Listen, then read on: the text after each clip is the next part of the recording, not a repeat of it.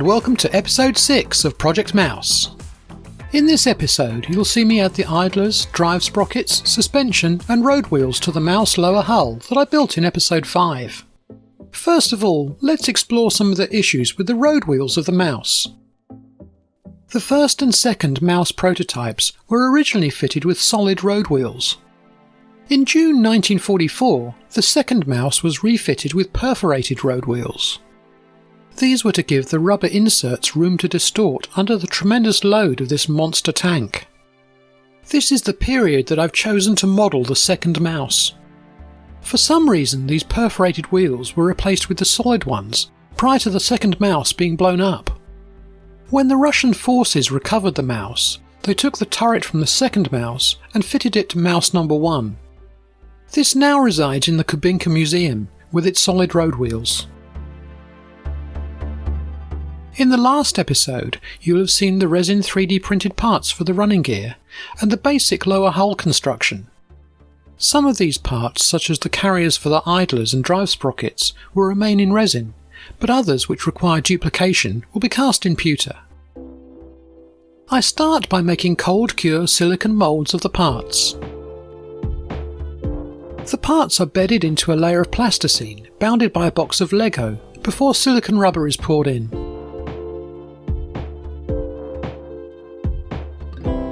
Once cured, the mould is rebuilt without the plasticine and the second side poured. The moulds are then cut to allow the molten pewter to enter the cavities. You can see more on this process in episode 6 of my vlog. I only need 4 of the drive sprockets and idlers, so I'll just cast what I need from these moulds. The castings from these moulds are pretty rough and need a lot of cleaning up.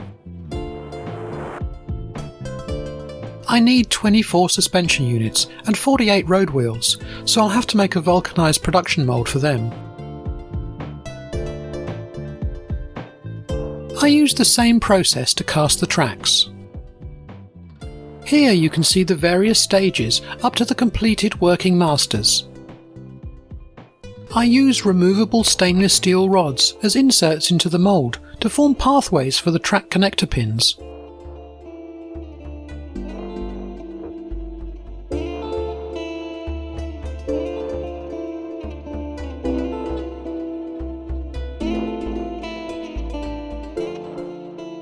The stainless steel is 1mm in diameter and the track pins are made from 0.8mm brass. This makes them easy to install and provide clearance for good articulation of the tracks.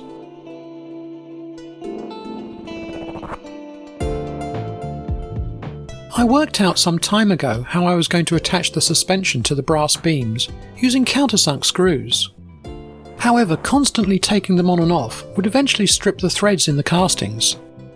So I decided to install captive nuts deep within the parts. This is achieved by securing a nut and a screw within the mould cavity prior to casting. The molten pewter is then cast around the nut and screw, leaving the head exposed. The screw is then removed, leaving the nut securely embedded within the casting. Here you can see my vulcanized production mould for all the parts. The tracks were a bit of a disaster, but I'll explain more about them in the next episode. Don't worry, there will be a happy ending, eventually. With all the parts cast, I now had the task of cleaning up and assembly of all the road wheels, suspension and other parts.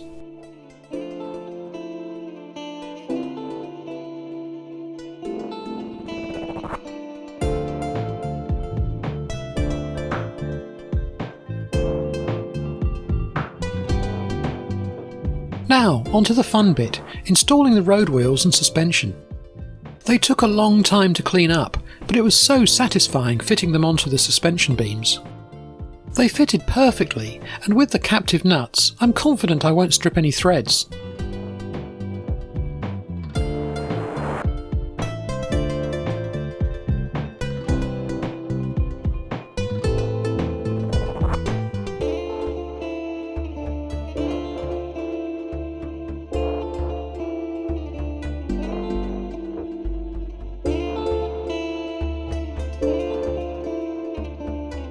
These suspension units will be on and off several times, as I still have to detail and paint the lower hull.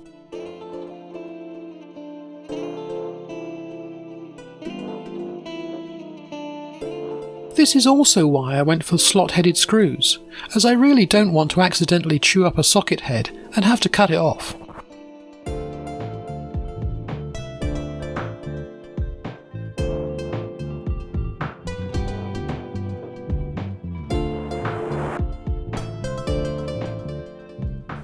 I 3D printed 2 jigs in ABS, representing the tracks to make sure the suspension units were correctly aligned.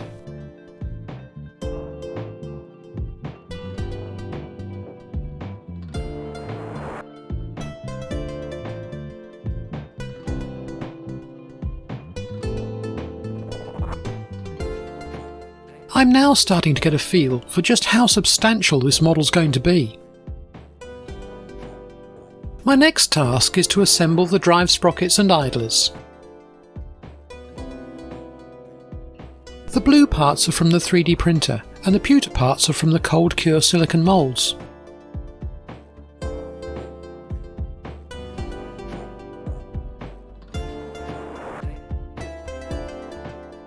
All of these parts took a lot of cleaning up and test fitting.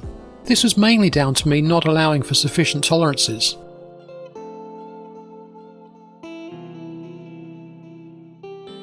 Eventually the parts fitted well and made up into some pretty impressive units. The idlers and drive sprockets were secured to the lower hull using M3 nuts and studding.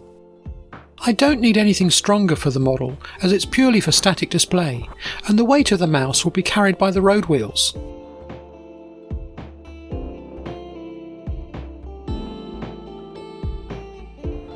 My days of radio control models are long past, and making the mouse suitable for RC was never my goal. This was always intended to be a simple project, and mechanising it will be a major undertaking, beyond the facilities I have at my disposal. I eventually managed to cast a few track links, but that's another story. Let's see how they look on the drive sprocket.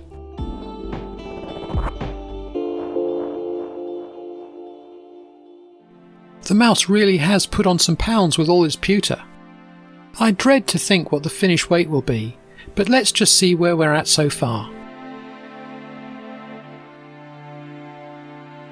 Wow, that's nearly 2 kilos, or 4.4 pounds in American, and I haven't added the tracks yet. In the next episode you'll see the lower hull detailed and primed, and the tracks installed. It'll be a major milestone, so make sure you subscribe to the channel and hit the notification bell to see episode 7 of Project Mouse. I hope you found this episode interesting. If you did, hit the like button and subscribe to my YouTube channel to see more Staples and Vine projects. If you have any questions, just leave them in the comments and I'll get back to you. Thanks for watching.